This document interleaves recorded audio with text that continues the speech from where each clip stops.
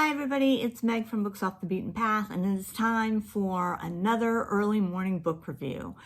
Twitch just woke up behind me because I'm probably disturbing her sleep. It's getting a little chilly out here in Okie Dokie, and she's been sleeping a lot. I think she wants to hibernate through winter. Okay, so let's talk about what I just read, which was the very first Nancy Drew that ever was in print, The Secret of the Old Clock. And this was written, let me get you a copyright date, because you know how I love that, 1930. And then look at this illustration. There was only one illustration, but I thought it was pretty good. Pretty detailed and everything like that. Okay, well, I just have to say, thank God for Nancy Drew, because I was in a real reading slump there for a little bit. Nothing was interesting to me. Nothing was keeping me engaged. Nothing was, saying pick me up and read me until Nancy. Oh, Nancy. First off, she's so resourceful.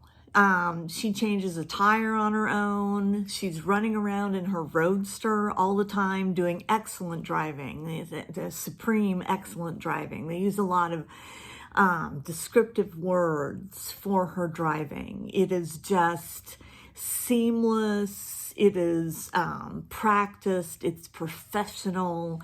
And I guess in 1930, not a lot of people had cars, and maybe people really sucked as drivers. I don't know.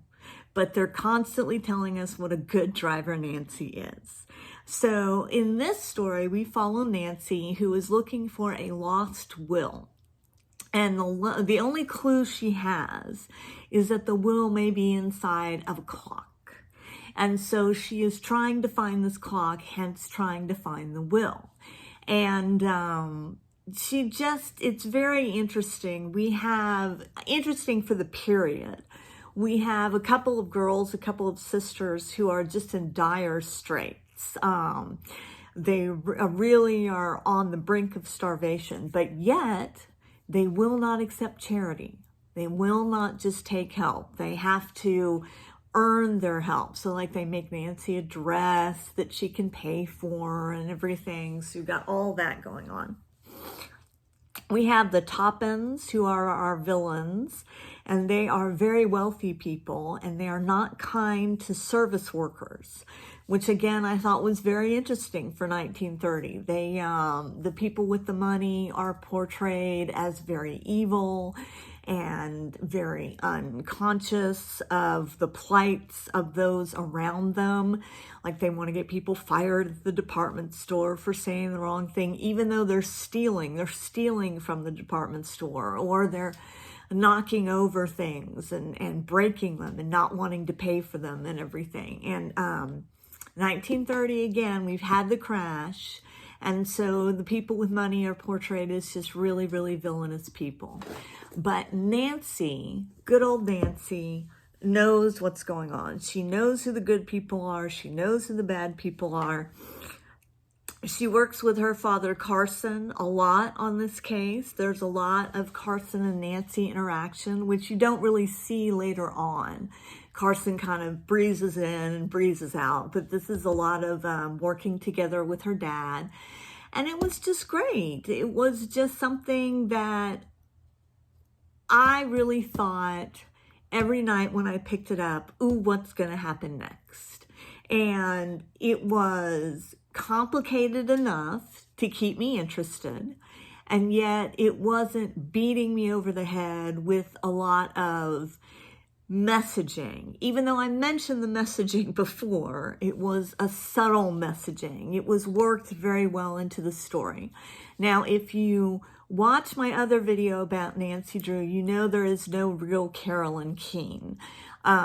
She never existed. It was a series of ghostwriters that were brought in under that name in order to do the Nancy Drew series, and they changed over the years and everything. But this first one, if you were a young girl reading it in 1930, you were really expected to emulate someone very self-sufficient and who was kind of positive. Like She gets locked in a closet by these robbers that just kind of, the robbers come out of nowhere, but she gets locked in a closet by these robbers.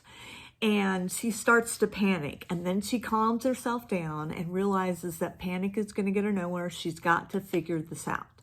Now, we have one African-American character in the book, and he is not portrayed in a good light. I didn't like the vernacular. I didn't like what they alluded to his drinking problem. They alluded that he had a drinking problem. I wasn't crazy about that, but again, when you read vintage, you have to understand the times and not judge by today's standards. But I think even by 1930 standards, it was a little on the racist side. So anyway, if you're looking for just a light, fun read on these upcoming winter nights to get you through in some real adventure and some real girl power, go Nancy go, then I would highly recommend The Secret of the Old Clock. I gave it a 4 out of 5 stars. Next, I am reading Betsy Wales Jr. I should have brought the book in, but I didn't think about that. It was too early for me to think about that. And so far, we're not off to a great start. It's a little boring. It was written in 1906, which I was very excited about. I've got another book from the 1900s that I wanted to read called Patsy's Progress, but I think it's just too fragile. The spine is breaking and I don't want to ruin it. But I'll show you both of those on my next video. I'm so excited to be getting more subscribers, so give me a thumbs up, like, and subscribe, and I will check you later.